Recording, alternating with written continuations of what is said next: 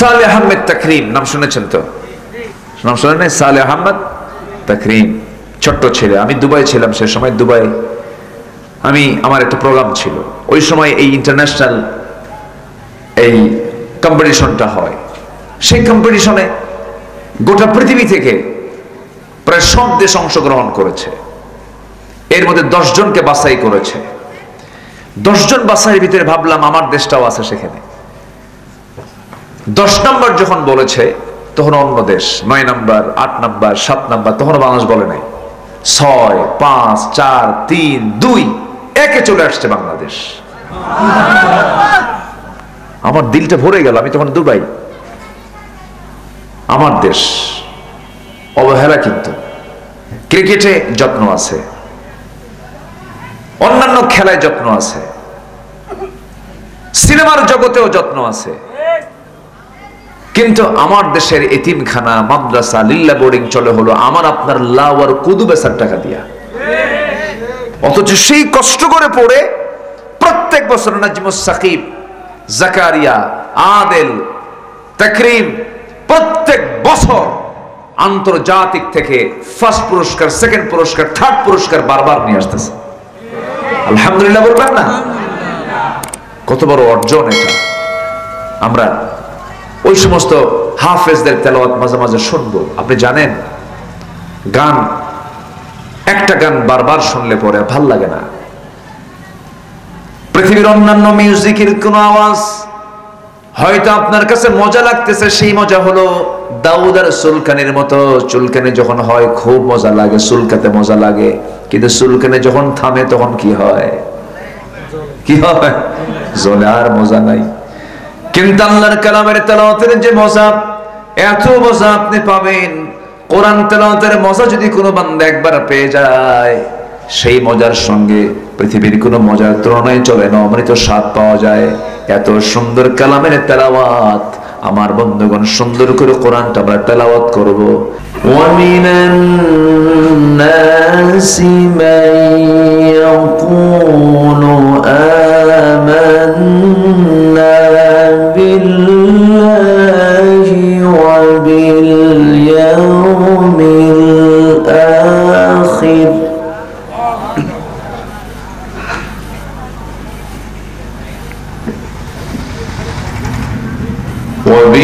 وباليوم الآخر وما هم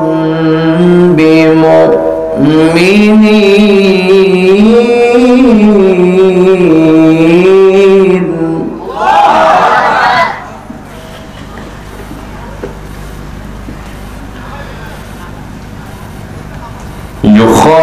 يخادعون الله والذين آمنوا وما يخدعون إلا أنفسهم وما يشعرون.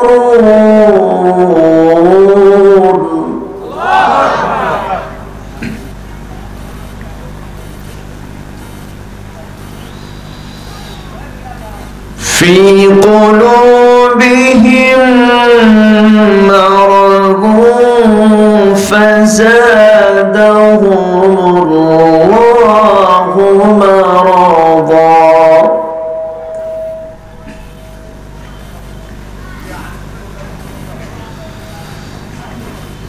ولهم عذاب أليم بما كانوا يكذبون.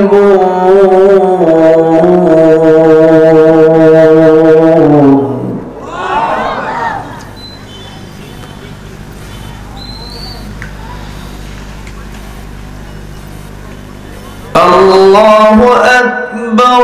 بسم الله الرحمن الرحيم.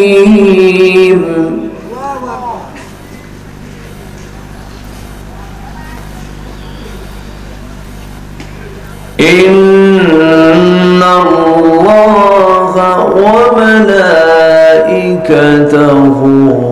يصلون على النبي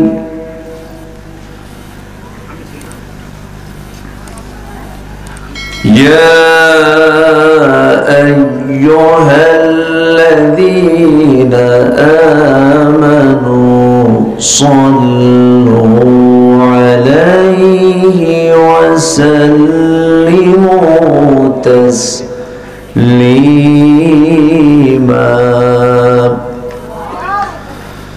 اللهم صل على محمد وعلى آل محمد كما صليت على إبراهيم وعلى آل إبراهيم إنك حميد مجيد اللهم بارك على محمد وعلى آل محمد كما باركت على إبراهيم وعلى آل إبراهيم إنك حميد مجيد আলোচনার প্রথমেই আনুষ্ঠানিকতার মধ্য দিয়ে আমার পক্ষ থেকে আবারও হৃদয় নিংড়ানো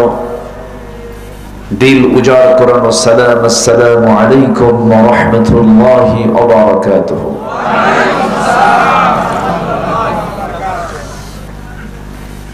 সবাই কেমন আছেন বলুন মন খারাপ বৃষ্টি হয়েছে মন খারাপ ইউরসিলিস সামা আলাইকুম মিদরার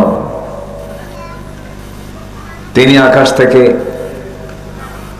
বাড়ি বর্ষণ করেন বৃষ্টি দেন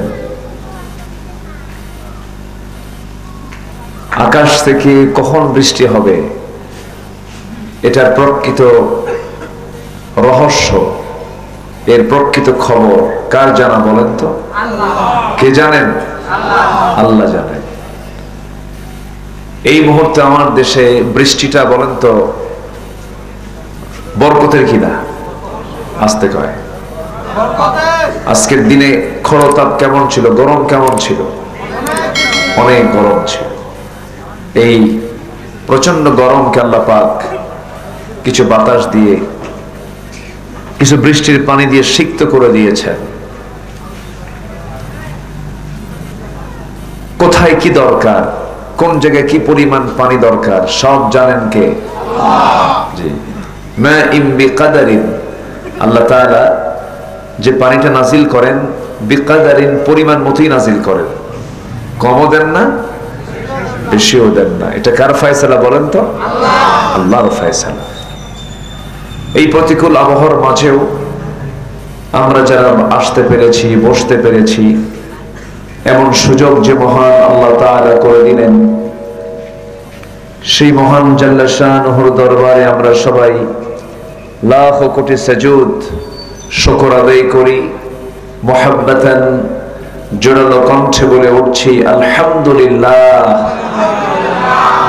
আরো জোরে বলি আলহামদুলিল্লাহ চিৎকার মেরে বলছি আল্লাহুম্মা ইন্নী আসআলুকা আল হুদা ওয়াত তুকা ওয়াল আফাফা ওয়াল গিনা সবাই বলি আল্লাহুম্মা আইন্নি আলা যিকরিকা ওয়া শুকরিকা ওয়া হুসনি ইবাদাতিকা ইবাদাতিকা আমরা আল্লাহ তাআলার শুকর আদায় করে নিলাম আমার পূর্বের যে মেহমান তিনি অত্যন্ত চমকপ্রদ তেজোদ্দীপ্ত আগুন ঝরানো আল খুতবাতুন নারিয়াহ আগুন ঝরানো বক্তৃতা তিনি উপহার দিয়েছেন আমি শেষ ক্লাসে এসে মানুষও দুর্বল দেখেন উনি কত মজবুত মানুষ খুব দুর্বল মানুষ আমি ভাঙ্গাচোরা কিছু কথা বলতে চাচ্ছি আমাকে সময় দেওয়া যাবে তো সবাই কি সময় দিতে পারবেন আল্লাহ পাক তাকে অত্যন্ত বলিষ্ঠ কণ্ঠ দিয়েছেন, বলিষ্ঠ দেহ দান করেছেন। আল্লাহ তুমি তার সকল কিছুকে দ্বীনের জন্য কবুল করে নাও, জোরে বলি আল্লাহুম্মা আমিন। সম্মানিত ভাইয়েরা, সম্মানিত উপস্থিতি, একটু রাত বেশি হয়েছে, আমি অনেক আগে আসছি। আমি গতকাল, আমার মাহফিল ছিল বেশি দূরে না, দেশের দ্বিতীয় বৃহত্তম স্থলবন্দর বাগেরহাটের মংলায় মাহফিল ছিল। বাগেরহাটের কোথায়? মংলা। যেখানে ছিল মাহফিল সেখান থেকে সামনেই সুন্দরবন। সেই মাহফিল শেষ করে রাত 12টায় রওনা দিয়েছি আপনার সাথে সাক্ষাৎ করার জন্য, কিছু মত বিনিময়, কিছু কথা বলার জন্য কোরআন থেকে। আমার দিলটা ভরে গেছে যে এই বই আবহাওয়ার মাঝেও আপনারা অনেক মানুষই মাহফিলে আসছেন। বলি আলহামদুলিল্লাহ।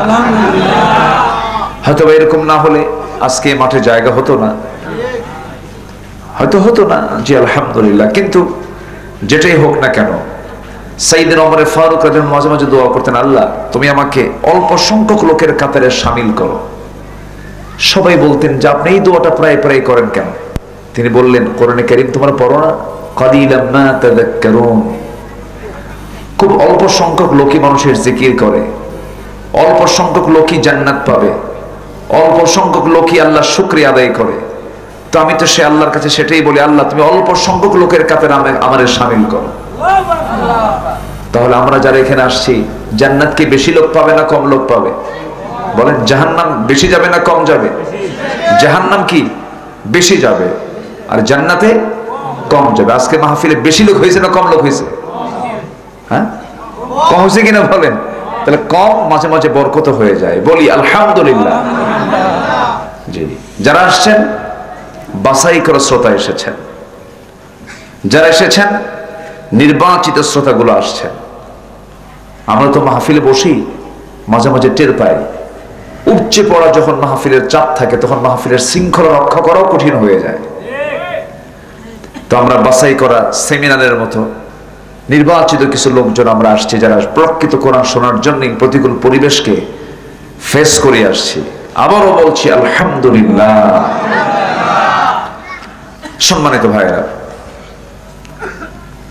আমি আলোচনার সূচনায় খুবই পরিচিত সর্ববৃহৎ সূরা 286টা আয়াত সম্বলিত কোরআনে কারীমের দীর্ঘ সূরা সূরাতুল বাকারা।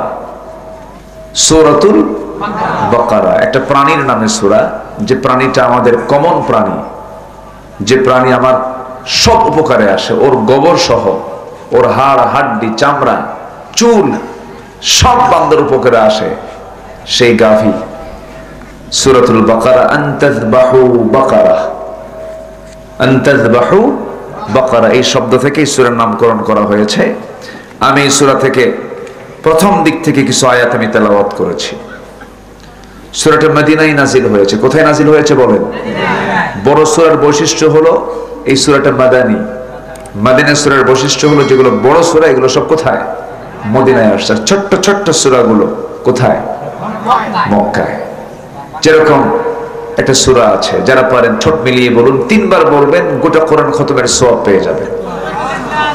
আল্লাহ রাব্বুল আলামিন বলেন, কুল হুয়াল্লাহু আহাদ আল্লাহুস সামাদ লাম ইয়ালিদ ওয়া লাম ইউলাদ ওয়া লাম ইয়াকুল লাহু কুফুয়ান আহাদ। কোন সূরা বলেন? অনেকে সূরা ইখলাস পারে না, কুলহু পারে। কি পারে? কুলহু পারে। অনেকে সূরা ফাতিহা পারে না, কিন্তু আলহামদু পারে। এই দুইটা সূরার নাম ওই সূরার মধ্যে খুঁজে পাওয়া যায় না, কিন্তু আল্লাহ রাব্বুল আলামিন বাকি যে সূরাগুলো দিয়েছেন, ধরেন এই বাকারা, আনতাযবাহু বাকারা, সূরা আলে ইমরান ও আলে ইমরান, সূরা রহমান আর রহমান, ইয়াসিন ইয়াসিনুল কুরআনিল হাকিম। ম্যাক্সিমাম সূরার ভেতর থেকে সূরার নামকরণ হয়েছে, সূরা ইখলাসের নামকরণ হয়েছে, ওই সংশ্লিষ্ট সূরার মধ্যে এই শব্দটা নাই। কিন্তু এই সূরা ইখলাস যদি কোনো বান্দা ইখলাসের সাথে 3 বার তেলাওয়াত করে, কারণ সূরা ইখলাস হলো গোটা কোরআনের 3 ভাগের 1 ভাগ। এই সূরা ইখলাস 3 বার পড়বে প্রত্যেক রাত্রিতে, প্রত্যেক রাত্রে শোবার পূর্বে যে বান্দা পড়বে, গোটা কোরআন খতমের সুবহান রাব্বুল আলামিন তার আমলনামায় দিয়ে দেন।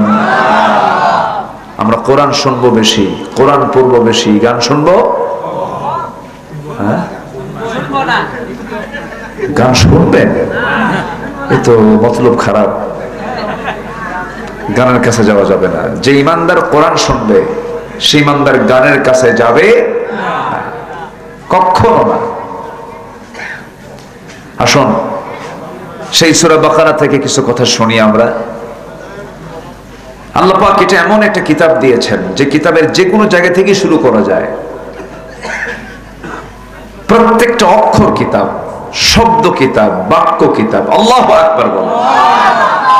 এক একটা দরিয়া, ব্যাখ্যার শুরু আছে কিন্তু শেষ কখনো করা যাবে না। কোন জায়গায় নেবেন কোরআনটাকে, কোন জায়গায় নেবেন? সব জায়গায় কোরআন কথা বলে। সুবহানাল্লাহ বলবেন না? কোরআন সব কিছুর কথা বলে। বিজ্ঞান বলে। আপনি কি চান? আপনি গবেষণা, কোন গবেষণা চান? বলে, কথা বলে। দেশ চালাবেন, আইন দরকার, কোরআন মনে হয় চুপচাপ থাকে নাকি? কথা বলে কিনা বলেন? রাজনীতি মনে হয় এখানে কোরআন বাদ দিছে, আসতে কয়। রাজনীতির কথা মনে হয় কোরআনে নাই, আসতে বলবেন না, আছে না নাই? অনেকে ইসলামের সাথে,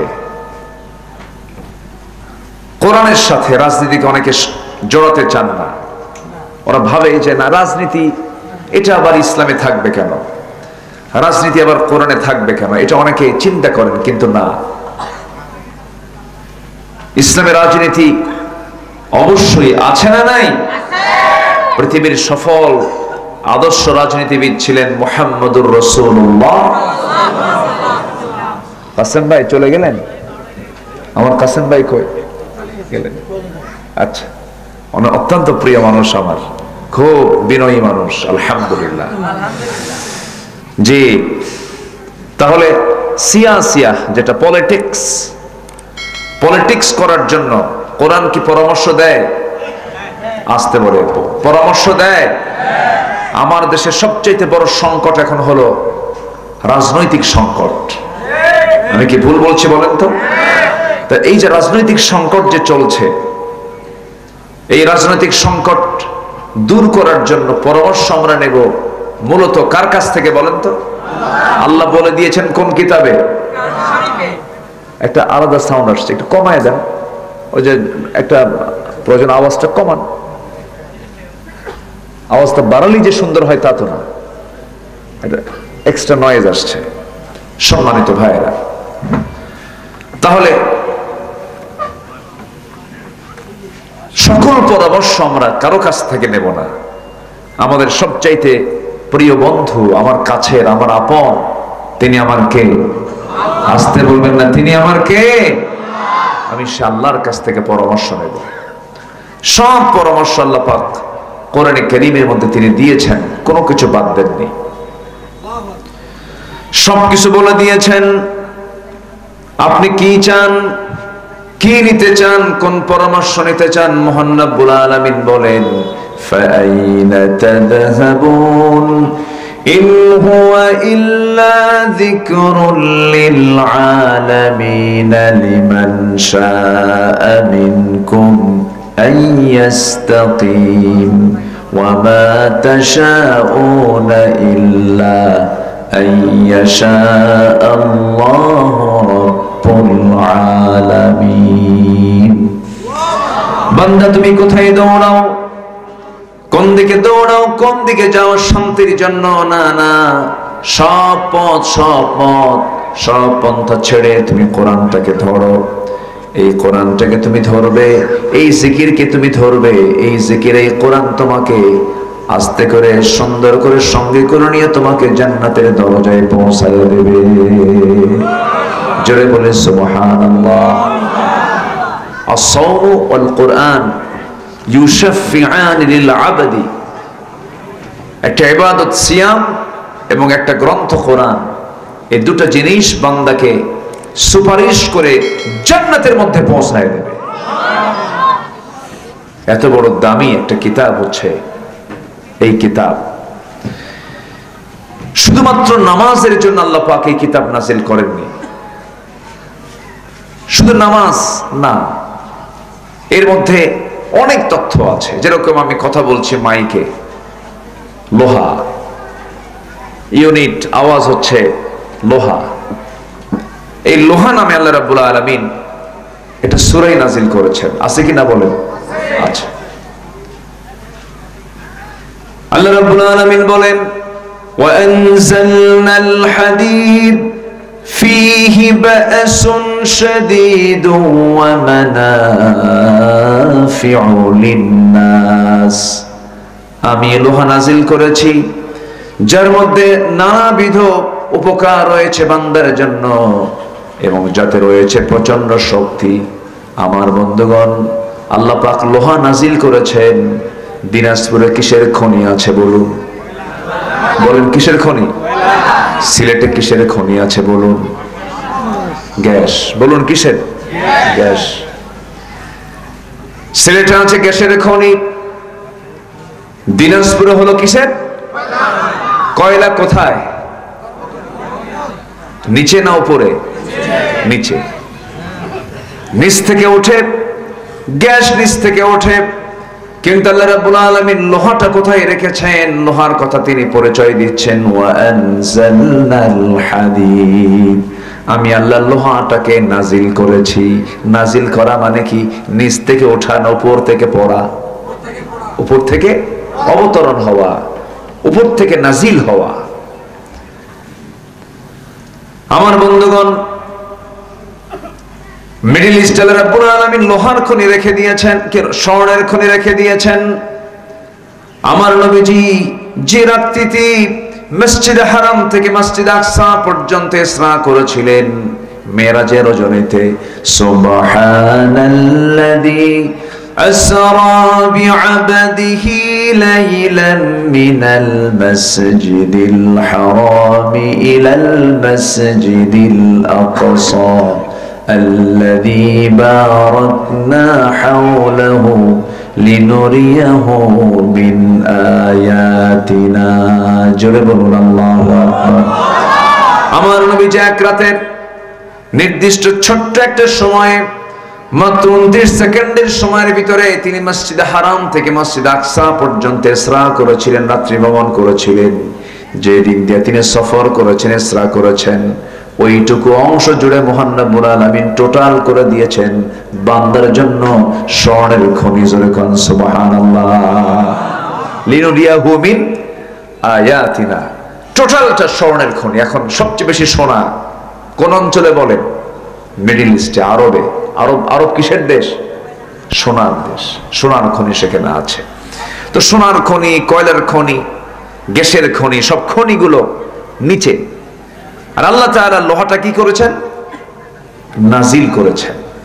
কথাটা বুঝবেন, মনোযোগ দিবেন। কোরআন ১৫০০ বছর আগে কিন্তু নাজিল হলো। সে কোরআন বলছে আমি লোহাটা কি করেছি? নাজিল করেছি। আল্লাহ কোরআনে তথ্য দিয়ে দিলেন, কোরআন জানিয়ে দিচ্ছে লোহাটা নাজিল করা হয়েছে।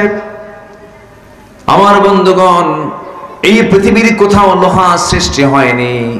এই পৃথিবীর কেউ যদি লোহা তৈরি করতে চান, হয়তো আমরা বলতে পারি বিএসআরএম, কেএসআরএম, একেএস, এই সমস্ত রডের ফ্যাক্টরি বুঝি রডগুলো বানায়, লোহাগুলো বানায়। ভুল কথাটা প্রসেস করে। কিন্তু মূল লোহার মালিক তিনি, যিনি আমার কে?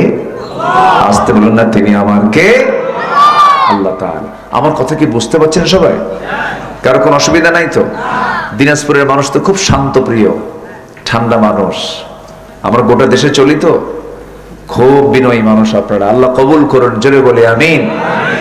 জি, সম্মানিত ভাইয়েরা, পৃথিবীতে যদি কেউ কোনো লোহা বানাতে চায় পারবে না। লোহা তৈরিতে যে তাপমাত্রা দরকার, আমাদের মাথার উপরে দিনের বেলা যে সূর্য আমরা দেখতে পাই, এই সূর্যের আভ্যন্তরীণ তাপমাত্রা হচ্ছে 15 মিলিয়ন ডিগ্রি সেলসিয়াস। কত? 15 মিলিয়ন ডিগ্রি সেলসিয়াস তাপমাত্রা। এই সেই কথা বলেন। আচ্ছা, যদি কেউ লোহা বানাতে চায়, লোহা বানানোর জন্য তাপমাত্রার প্রয়োজন হলো 5 billion degree Celsius. 5 billion degree Celsius তাপমাত্রার দরকার। তাহলে এখন বলেন, যে তাপমাত্রা সূর্যেও নাই, সেই তাপমাত্রা কি দুনিয়াতে থাকতে পারে? তাহলে লোহা উৎপাদন করার জন্য যে তাপমাত্রা দরকার, সেই তাপমাত্রাই তো দুনিয়াতে নাই।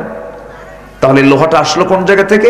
বিজ্ঞান গবেষণা করে বলল, মহাশূন্যের মাঝে কোন সুপারনোভার মহাবিস্ফোরণের মধ্য দিয়ে সেখান থেকে লোহাটা পৃথিবীর বুকে এসে জমা হয়েছে। যেরকম সুবহানাল্লাহ, বিজ্ঞান গবেষণা করে হালে এসে বলতেছে। আর কোরআন 1500 বছর আগে আল্লাহ তাআলা কোরআনে জানিয়ে দিচ্ছেন। সুবহানাল্লাহ বলা যাবে না? তো জোরে বলুন না ভাই সুবহানাল্লাহ। কোরআন যদি শুধু ধর্মীয় কিতাব হতো, তাহলে লোহা নামে সূরা তো নাজিল করার দরকার ছিল না। আচ্ছা, জুলজির কথা কোরআনে আছে না নাই? আছে। প্রাণীবিদ্যা, আল্লাহ পাক সূরা ফিল দিয়েছেন, হাতি। আছে না নাই? হাতির সূরা ফিল সবার জানা আছে না? খুব লম্বা সূরা মনে হয় নাকি? একটু পড়ি তো আমরা সবাই বলুন, আলাম তারা কাইফা ফাআলা রাব্বুকা বিআসহাবিল ফিল আলাম ইয়াজআল কাইদাহুম ফি তাদলিল وأرسل عليهم طيرا أبابيل ترميهم بحجارة من سجيل فجعلهم كعصف مأكول جرب الله أكبر 3 লাইনে সূরা শেষ। ছোট্ট সূরা, বিশাল বড় প্রাণী। আবার ছোট্ট একটা প্রাণী পিঁপড়া, আর সূরা হলো বিশাল বড়। সূরা ফিল সবার মুখস্থ আছে, কিন্তু সূরা নামল কি সবার মুখস্থ আছে? ছোট্ট পিঁপড়া, সূরাটা কি বড়, আর বিশাল বড় প্রাণী হাতি, সূরাটা ছোট। আল্লাহু আকবার। এই হাতি নামক সূরার ভিতরে আল্লাহ পাক বিমান সৃষ্টির তথ্যের মধ্যে ঢুকায় দিয়েছেন। যেরকম সুবহানাল্লাহ। আল্লাহ তাআলা আজ থেকে 1500 বছর আগে আবাবিল নামক বিমান পাঠিয়ে দিয়েছিলাম। তায়রান আবাবিল, মাতার মানে হলো বিমান, যেখানে বিমানটা নামে এয়ারপোর্টকে মাতার বলা হয়। আমার বন্ধুগণ, তায়রান মানে হলো বিমান। সেই বিমানটার নাম বলেছেন ওয়া আরসালা আলাইহিম তায়রান আবাবিল। ওই জালিম বাদশাকে প্রতিহত করার জন্য মহান রব্বুল আলামিন, তার ঘরকে সংরক্ষণ করার জন্য মহান রব্বুল আলামিন আবাবিল নামক বিমান পাঠিয়ে দিয়েছিলেন। কি বিমান? এটা কিন্তু কোনো প্যাসেঞ্জার বিমান নয়, যাত্রীবাহী বিমান নয়, এটা হলো জঙ্গি বিমান। কি বিমান? যুদ্ধ বিমান। এই যুদ্ধ বিমানে কোনো প্যাসেঞ্জার থাকে না। এই যুদ্ধ বিমানের ভিতরে আল্লাহ রাব্বুল আলামিন 2টা করে বোমা দিয়েছেন। কয়টা? 2টা করে বোমা দিয়েছিলেন। সেই বোমার নাম মহান রব্বুল আলামিন কোরআনে কোট করেছেন, তারমিহিম বিহিজারাতিন মিন সিজ্জিল। সিজ্জিল নামক ছোট্ট ছোট্ট 2টা বোমা ওই বিমানের মধ্যে ছিল। সেই জায়গা থেকে বিমান হামলা করে, বোমা হামলা করে, সিজ্জিল নামক বোমাগুলো তারমিহিম নিক্ষেপ করে ওই জালিম বাদশা আব্রাহার হস্তি বাহিনীর উপরে মহান রব্বুল আলামিন সব পাঠায়া দিয়া তাদেরকে চিবানো ভুসির মতো। দেখবেন গরুটা যখন বসে বসে ঘাস খায়, সে চাবায়। কি করে? চাবায় চাবায় চাবায়। ওই চিবানো ঘাসটা, চিবানো ভুসি যখন সে ফেলে দেয়, যেমন হয়ে যায়, আল্লাহ রাব্বুল আলামিন ওই সমস্ত জালিম গোষ্ঠীকে চিবানো ভুসির নাই তাদেরকে শেষ করে দিয়েছেন। যেরকম আল্লাহু আকবার। তো সূরা ফিলের ভিতরে বিমানের কথা আছে না নাই? বোমার কথা আছে না নাই? হামলা কেমনে করতে হয়, বিমান হামলা উপর থেকে গুলো নিক্ষেপ করতে হয়, এগুলো সমস্ত সিস্টেম গুলো, পদ্ধতিগুলো 1500 বছর আগে জানিয়ে দিয়েছেন। তিনি আমার কে? তিনি আমার কে? আমার বন্ধুগণ, আবার পিঁপড়ার কথা আসছে, আবার মৌমাছির কথা আসছে। সূরাতুন নাহল নামে একটা সূরা আল্লাহ রাব্বুল আলামিন নাযিল করেছেন, ওয়া আওহা ইলান নাহলি আনিত্তাখিযি মিনাল জিবালি বুয়ুতা। আমি মৌমাছিকে ওহী দিলাম, মৌমাছি বাসা বানাবা কোথায়? গাছের ডালে। বাসা বানাবা কোথায়?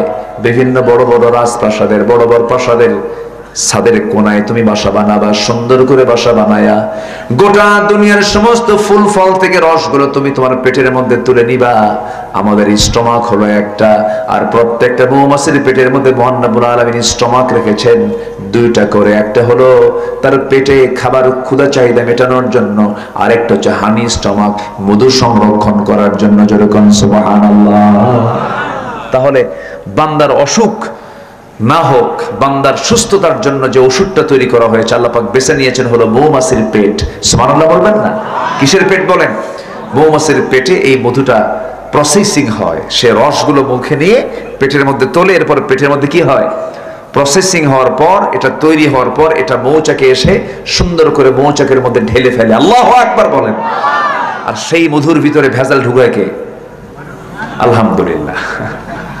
খুব ভালো না? খুব ভালো। আল্লাহ রোগ দিয়েছেন, রোগের ঔষধও দিয়েছেন, কিন্তু সেই ঔষধটা নষ্ট করলো কে বলেন? মানুষ। মানুষ তো রোগী হবে। আল্লাহ বলছেন, শারাবুন মুখতালিফুন আলওয়ানুহু ফীহি শিফাউল লিন-নাস ইখরুজু মিন বুতুনিহা। তার পেট থেকে বের হয় বিভিন্ন রং বেরঙের এই জুস, পানীয়, যার মধ্যে আমি আল্লাহ মরা রোগ ছাড়া, মরা মৃত্যু রোগ ছাড়া সব রোগের ঔষধ রেখে দিয়েছে। আল্লাহু আকবার বলে। 1 পাউন্ড মধু তৈরি করতে 450 মৌমাছিকে 20 লক্ষ ফুলে ভ্রমণ করতে হয়। 450 মৌমাছিকে 20 লক্ষ ফুলে ভ্রমণ করতে হয়, 14 লক্ষ কিলোমিটার তাকে জার্নি করতে হয়। কি কথা কি বুঝতেছেন আপনারা? বলেন তো, 1 পাউন্ড, 1 কেজি মৌমাছি থেকে তৈরি হওয়া মধুর দাম আমার কতই দিই? ধরেন সর্বোচ্চ 2000 টাকা কেজি হতে পারে। আর সেই 1 পাউন্ড মধু তৈরি করতে আল্লাহ তাআলা 450 ওয়ার্কার মৌমাছিকে আল্লাহ রাব্বুল আলামিন 20 লক্ষ ফুলের কাছে পাঠিয়ে দিচ্ছেন। আল্লাহু আকবার বলে। আর সেই মধুর ভিতরে যদি কেউ ভেজাল ঢুকায়, ওর ফাঁসি কি একবার দরকার না বারবার দরকার? একবার দরকার না বারবার দরকার? এরকম সব নিয়ামত, সবই নিয়ামত। তো আম একটা নিয়ামত। দিনাজপুরের কি আস্তে কয় মানে জানেন না আপনারা? দিনাজপুরের কি লিচু। এক একটা লিচুর দাম 10 টাকা পিস। কম কথা? আমি নিজে কিনে খাইছি তো। 1000 টাকা সব আছে না এরকম বড় বড় একদম এত সুন্দর। কি বেদেনা নাকি কি বলে? এবার সিজন আসলে পরে পাঠিয়ে দিবেন আমার জন্য। বলে গেলাম কিন্তু। বেদেনা লিচু 1 পিসের দাম হলো 10 টাকা। 100 লিচু 1000 টাকা। ওর মধ্যে কি রস! এই রসটা পৃথিবীর কেউ কি করে দিয়েছে? কে দিয়েছেন বলেন? কে করে দিয়েছেন? লিচুর ফ্লেভার দিয়ে বানায়, বাচ্চারা খায়, অন্য সময় খায়, ফ্লেভারটা হয়, কিন্তু আসল ফ্লেভার কি হয়? এটা কে দিয়েছেন? আল্লাহ দিয়েছেন। এই যে রসের মাস আল্লাহ রাব্বুল আলামিন গ্রীষ্মকাল দিলেন, এই যে সামার ভ্যাকেশন চলে আসবে, কাঁঠালের রস, আমের রস, লিচুর রস, জামের রস, এই যে আল্লাহ রাব্বুল আলামিন হাজারো ফলমূল দিয়েছেন। কেন দিয়েছেন? বান্দা তোমার দেহে যেন কোনো রোগ বাসা না বাঁধে। জাম দিলাম তোমার ব্লাড লেভেলটা যেন ঠিক থাকে। কাঁঠাল দিলাম এত পরিমাণ প্রোটিন, যেটাই হলুদ খাবার সেটাই মজবুত খাবার। কিন্তু এই সমস্ত খাবারের ভিতরে যারা জার্ম ঢুকাবে, যারা ভেজাল করবে, তাদেরকে ফাঁসি হওয়া দরকার। একবার না বারবার? মারাত্মক গুনাহ এটা, মারাত্মক গুনাহ। খাদ্যে ভেজাল যে দেবে সে জনতার, মানুষের শত্রু, মানবতার শত্রু, আল্লাহর শত্রু। সে কত কি করে, খাবারের মধ্যে কি ঢুকায় দেয়। এই যে তরমুজ নাকি, তরমুজ কি নিয়ামত আল্লাহ পাকের। লাল টকটকে তরমুজ কি সুন্দর, যেটা পাকে ভালো। আবার কিছু তরমুজ আছে বেশি লাল হয় না, কিন্তু লাল হয় না দেখে মিষ্টি যে নাই তা না, মিষ্টি আছে, জাতটা ভিন্ন। করে কি ওটাকে লাল করার জন্য সিরিজ ঢুকায় দেয়, আছে না নাই বলেন তো? কত বড় অন্যায় এটা, কত বড় অন্যায়। সম্মানিত ভাইয়েরা, যদি পৃথিবীতে কারো ওজন ঠিক থাকে, মাপ ঠিক থাকে, আদালত ঠিক থাকে, তার জন্য জান্নাতও ঠিক থেকে যাবে। এটা মাথায় রাখবেন। আমরা কারো হক নষ্ট করব না, যার যে প্রাপ্য তা আমরা বুঝিয়ে দেব, আল্লাহ আমাকে জান্নাত বুঝায় দিবেন। আর এগুলো যারা ভঙ্গ করে তারা হলো মুনাফিক। তারা কি বলেন? মুনাফিক। মুনাফিক নিয়ে আমার আজকে আলোচনা। আমার দেশে তো মুনাফিক নাই, আমার দেশে মুনাফিক আছে। কেউ কি কয় ভাই আমি মুনাফিক? কেউ কয় এরকম কথা কয়? মুনাফিক বেটাও কয় তুই তো মুনাফিক, মানে ওর নিজে মুনাফিক হয় না। মুনাফিক কিন্তু কেউ নিজে বলে না যে আমি মুনাফিক, কিন্তু মুনাফিক কে বলেন? কে বলে দেন? আল্লাহ বলে দেন। কারা মুনাফিক? আল্লাহ পাক সুন্দর করে বিভিন্ন জায়গায় মুনাফিকদের চিত্রায়িত করেছেন। এক জায়গায় না, বহু জায়গায়, বহু জায়গায়। দেখেন সূরা বাকারার শুরুতে আল্লাহ রাব্বুল আলামিন মুনাফিকদের কিছু কথা তুলে ধরেছেন। আমরা যে ইবাদতগুলো করি, ইবাদতগুলো কি কবুল হওয়ার দরকার আছে না? বলেন তো, কবুল হওয়া দরকার। ইবাদতগুলো যেন কবুল হয়, সেই জাতীয় আমল আমাকে আপনাকে করতে হবে। ইবাদত কবুলে কিছু বাধা আছে, কিছু আমল করলে, যে আমলের ভিতরে থাকলে বান্দার কোনো দোয়া কবুল হবে না, ইবাদতও কবুল হবে না। 10টা অপকর্ম আছে। কয়টা অপকর্ম বলেন? 10টা। এর মধ্যে 1 নম্বর হলো মুনাফিকি। 1 নম্বর কি বলেন? মুনাফিকি। আমি কি বাকি 9টা বলছি? তাহলে বলেন আমার আলোচনায় কি সময় লাগবে না একটু? আমাকে সময় দিচ্ছেন তো সবাই? জোরে বলি ইনশাআল্লাহ। আমার দিলটা আজকে ভরে গেছে। বাচ্চাদের সিনার ভিতরে 30 পারা কোরআন। আল্লাহু আকবার বলেন। ওর বাচ্চাগুলো কই আছে? তো না, 30 পারা কোরআন মুখস্থ করতে চাইলে আপনি মুখস্থ করতে পারবেন না। আমার নবীজি যখন কোরআন নাজিল হতো, প্রথম দিকে খুব অস্থির হয়ে যেতেন। যা আসতোই বারবার অস্থির হতেন, আর মনে রাখার জন্য চেষ্টা করতেন, মেমোরাইজ করার জন্য চেষ্টা করতেন। আল্লাহ বললেন, হে রাসূল লা তুহাররিক বিহি লিসানাকা লিতাজালা বিহি, হে রাসূল আপনি আপনার জিহ্বাকে আওড়াবেন না, তাড়াহুড়ো করবেন না, আমি আল্লাহ নিজে আপনার সিনার মধ্যে কোরআনটাকে জমা করে দেব। তাহলে এখন বলেন, চেষ্টা করলে কি হাফেজ হয়? জমা করে দেন কে? যারা হাফেজ তারা আল্লাহর সিলেক্টেড বান্দা। জোরে কোন সুবহানাল্লাহ। এটা মাথায় রাখবেন। কিন্তু যারা হাফেজ হয় তারা আল্লাহ পাকের বিশেষ বান্দা। তারা কি বান্দা? বিশেষ বান্দা। তাহলে আজকে যে দুটো বাচ্চার মাথায় সিনায় কি মাথায় আমরা পাগড়ি দিলাম, তারা কি নরমাল বান্দা না বিশেষ বান্দা? বিশেষ বান্দা। এটা মাথায় রাখবেন। আপনাদের দোয়া আল্লাহ তাআলা আমাকে একটা ছেলে দিয়েছেন, কিছুদিন আগে সে হাফেজ কোরআন হয়েছে। কেউ তো আলহামদুলিল্লাহ কইলেন না? একটু দোয়া করবেন না আপনারা? আল্লাহ যেন তাকে বড় আলেম বানান, আমলওয়ালা আলেম বানান। কি বানান? আমলওয়ালা আলেম যেন বানান। সম্মানিত ভাইয়েরা, হাফেজের বাপ নিজে হাফেজ হওয়া এটা বিশাল বরকতের ব্যাপার, সবাই পারে না। এবং আমার বিশ্বাস, যার সিনার ভিতরে 30 পারা কোরআন থাকে, তাকে যদি সঠিক নার্সিং করা যায়, ঝরে পড়ে আমার দেশে বাচ্চারা ঝরে পড়ে, পরিবেশ পায় না, নষ্ট হয়ে যায় অনেক সময়। যার সিনার মধ্যে 30 পারা কোরআন তুলতে পারে, সে পৃথিবীর সকল জ্ঞান তার সিনার মধ্যে তুলতে পারবে। এটা মাথায় রাখবেন। ডক্টর মুরসি মিশরের প্রেসিডেন্ট ছিলেন, শহীদ, তিনি হাফেজ ছিলেন। রেসেপ তাইয়েব এরদোয়ান, তার একটি ইতিহাস আমি পেলাম, উনিও নাকি হাফেজ কোরআন আছে। আমাকে আপনাকে কোরআনকে লালন করতে হবে, কোরআনকে রীতিমতো তেলাওয়াত করতে হবে, কোরআনের সঙ্গে সম্পর্ক বাড়াতে হবে। আল্লাহর সঙ্গে সম্পর্ক বাড়ানোর 1 নাম্বার মাধ্যম হলো কিসের সঙ্গে সম্পর্ক করা? কোরআনের সাথে। আজকে আসছেন কিসের সঙ্গে সম্পর্ক করার জন্য? না আমার সাথে? আমার সাথে কিসের সাথে বলেন? কোরআনের সাথে। এই কিতাবের সঙ্গে আমরা সম্পর্ক রাখবো। জোরে বলি ইনশাআল্লাহ। এক সময় না সব সময়? সব সময়। গাড়িতে বসে আছেন, চলে যাচ্ছেন ঢাকাতে, নিজস্ব গাড়ি যদি হয়, কোন আওয়াজ না দিয়ে সুন্দর করে বড় বড় কারীদের তেলাওয়াতটা শুনবেন, মক্কার ইমামকে, হয়তো দেখবেন আজকের যুবকরা অমুক শিল্পীর গান, অমুক শিল্পীকে চেনে, ওই শিল্পীর দারুণ গান, হিট গান। ভারতের হিন্দির ওই সমস্ত গানগুলো খুব হিট গান, খুব ভালো লাগে।